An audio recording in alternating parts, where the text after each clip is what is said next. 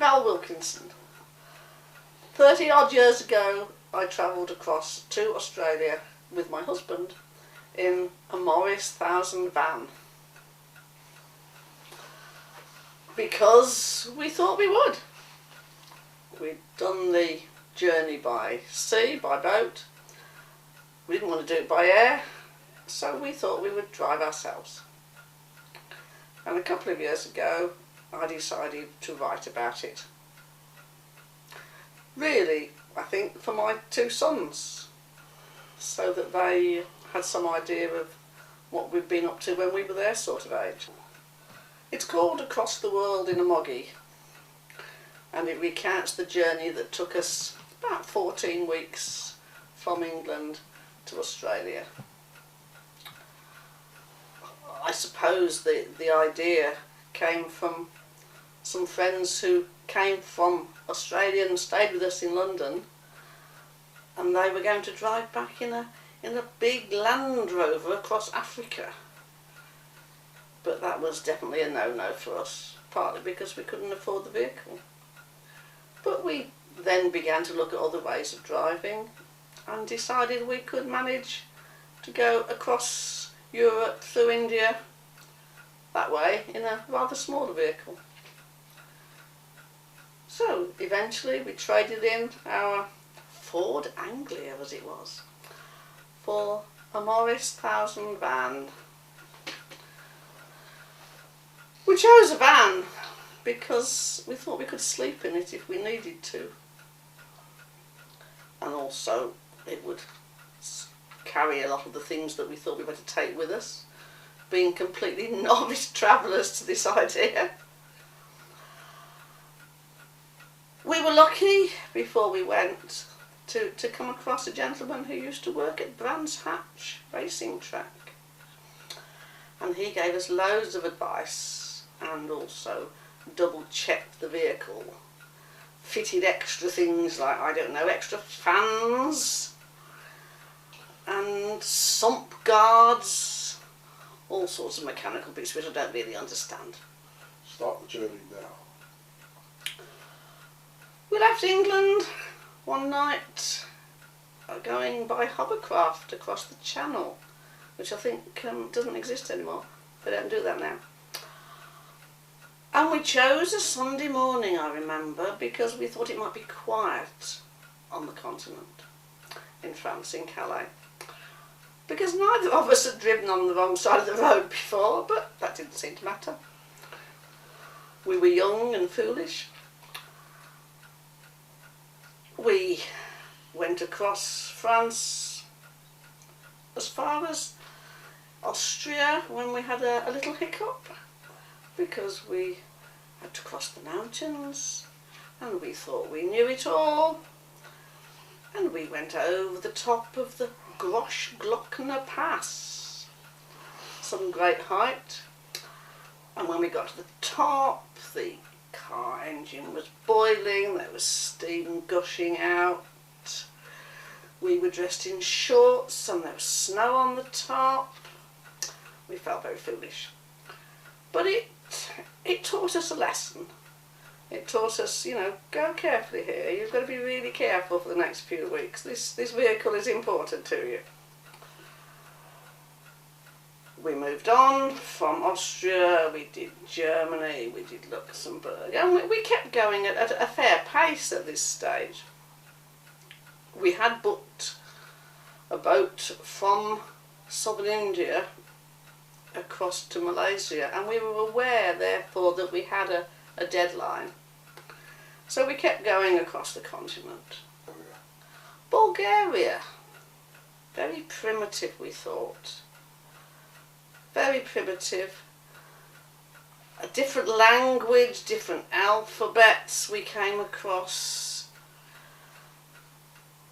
We weren't in Bulgaria for very long, 4 or 5 days I think.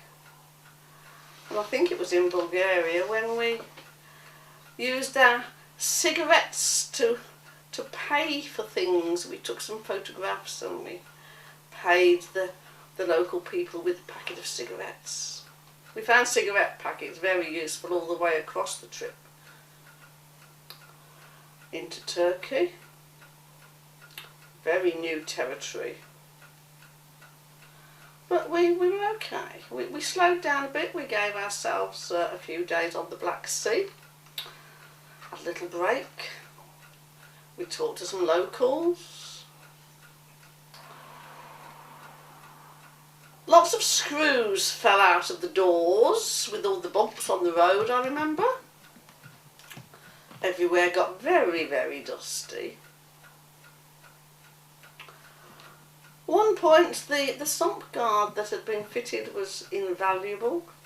We were going along a main road into a town in Turkey near Mount Ararat. Looked for Noah's Ark but couldn't find it. And we hit this enormous culvert across the road. There was an almighty bang. So we pulled up and we crawled underneath, and there was this big dent in the sump guard, but fortunately it had done its job and protected. I think it's the oil, isn't it, that goes in the sump? We had all sorts of strange experiences on the way. It was in that same town when we woke up in the middle of the night to find a gentleman on the roof of the van, and we shouted all sorts of abuse out the window, and he tried to say he was just checking that the wheels that were bolted onto the roof were secure. Didn't really believe him, but never mind. We ate in all sorts of local places.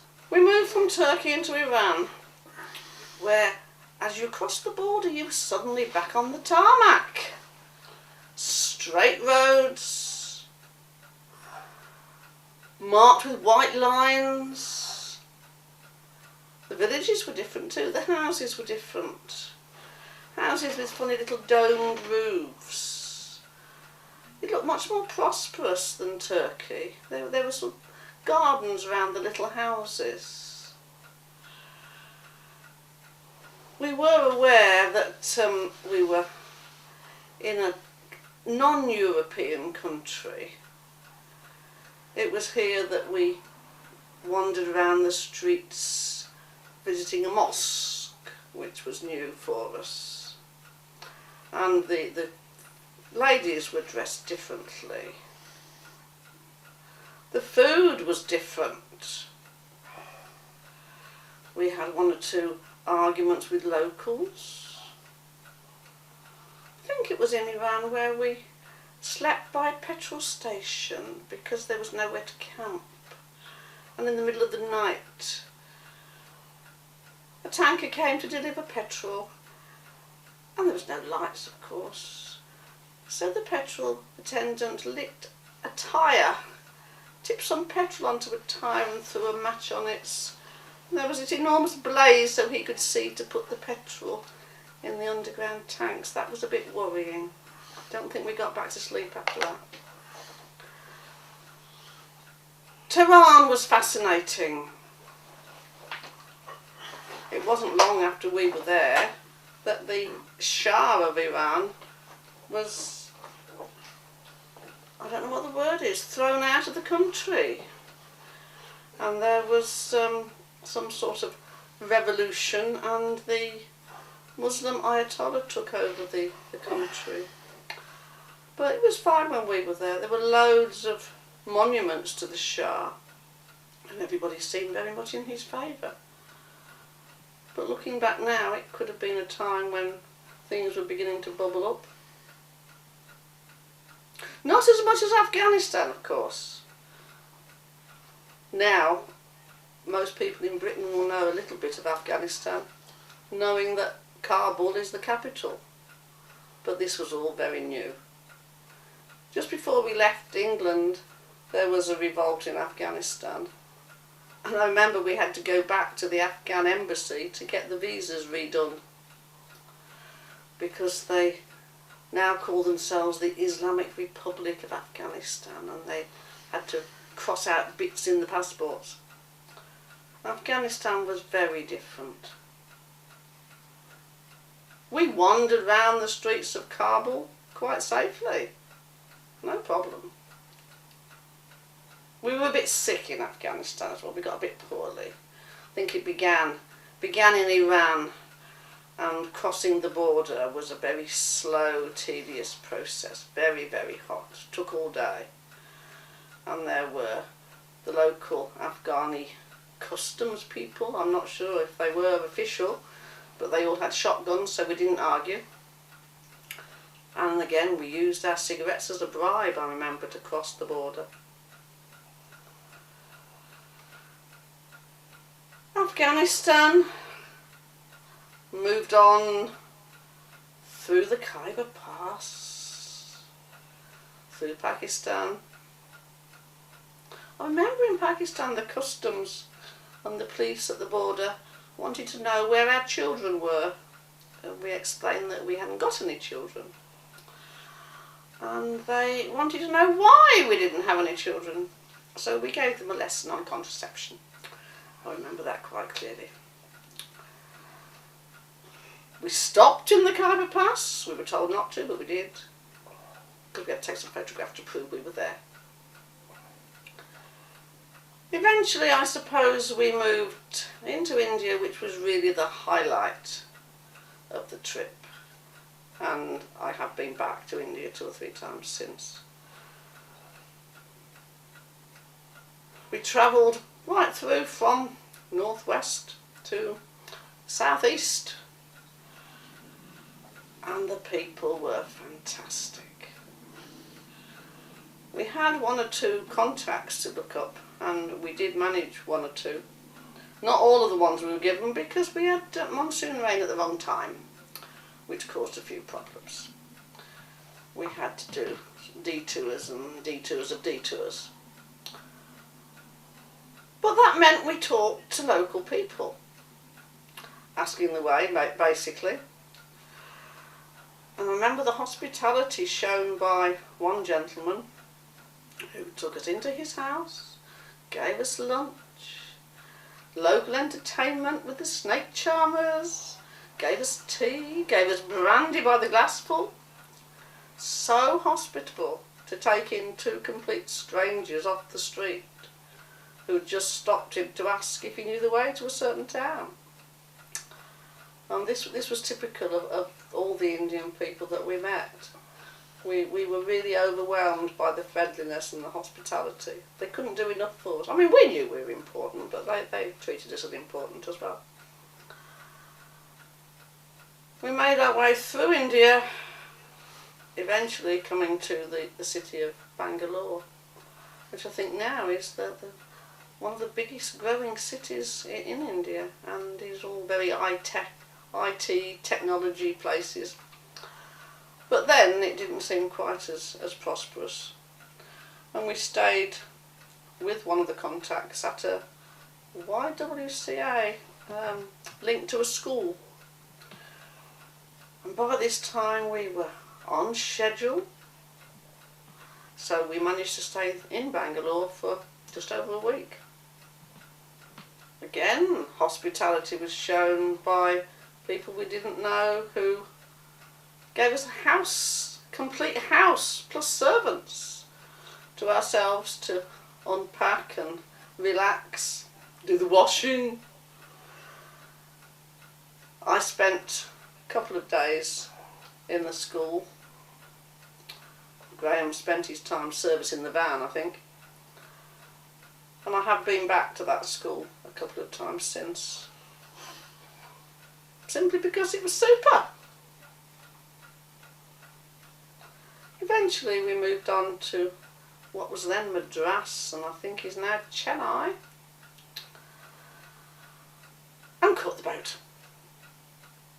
We caught the boat with our hearts in our mouths as it went up on a couple of straps loaded onto the boat. That was a bit nerve-wracking. Can you do that thing again about the ants up and down? What, going up on the boat? Talk about going up and down again. The van was loaded onto the boat with just a couple of straps underneath the wheels, and it went right up and then down into the hole, and that was a bit worrying just for a few minutes.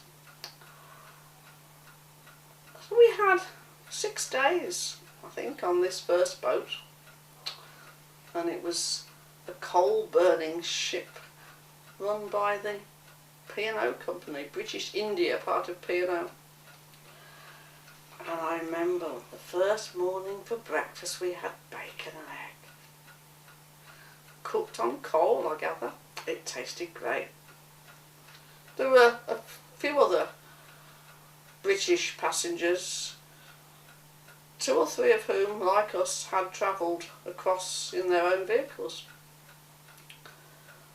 We were lucky when we came to unload in Penang. Our vehicle was not broken into on board the ship, but a couple of the others were.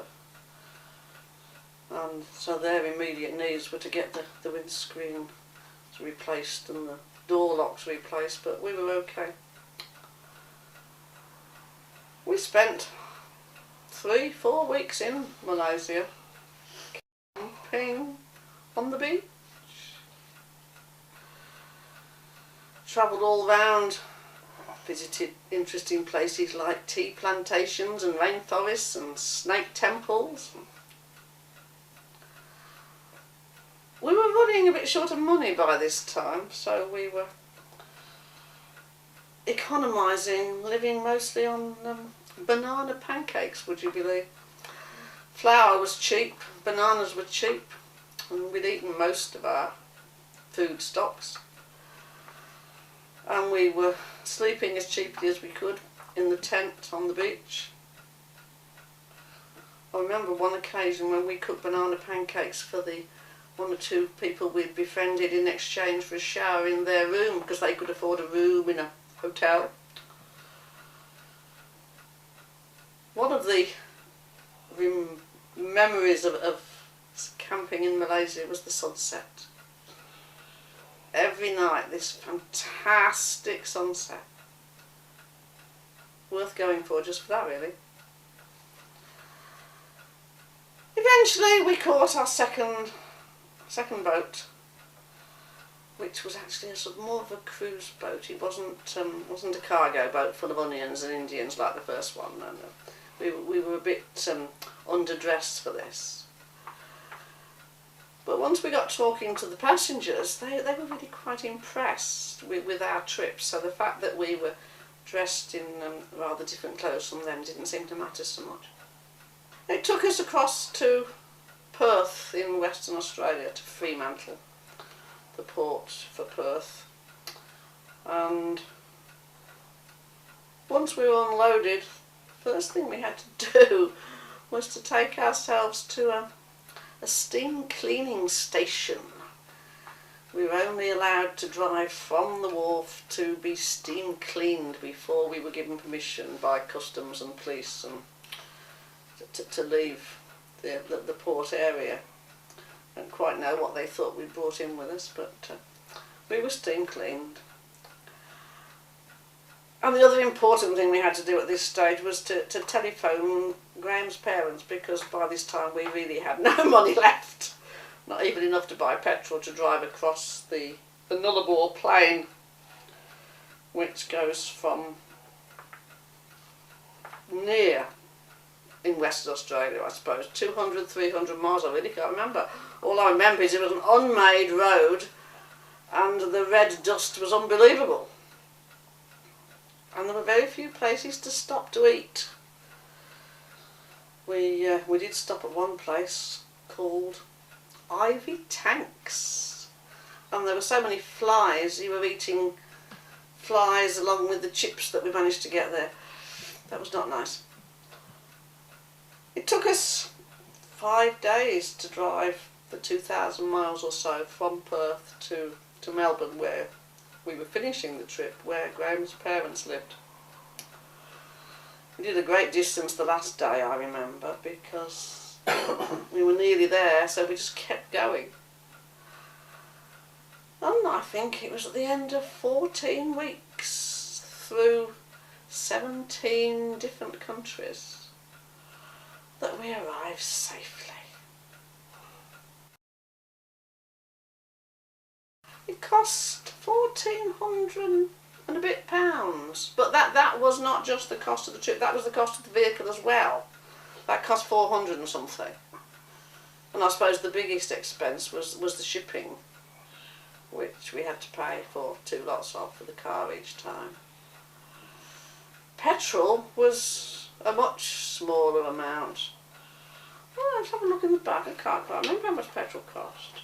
Petrol was, what does it say? It says petrol was £109. £109 in total.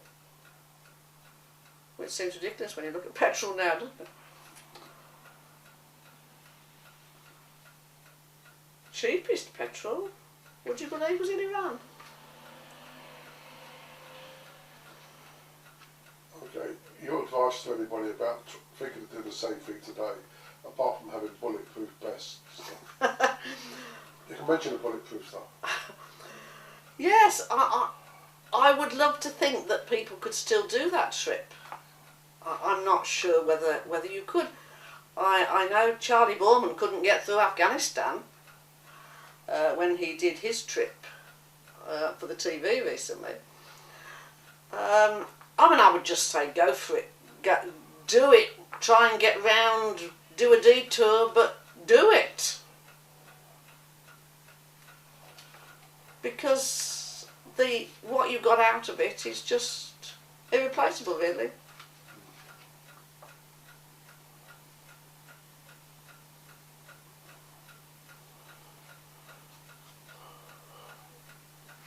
Would you do it again at your age? I would love to do it again. I would do it again tomorrow if I thought I could do the same trip, or even a similar trip. Oh yes, do it again. At my age or any age. I suppose the only worry would be health. We had the odd hiccup with health, which was really, I suppose, lack of knowledge that we were dehydrated. Local food obviously upsets people's tummies in different ways, but no, I would do it again.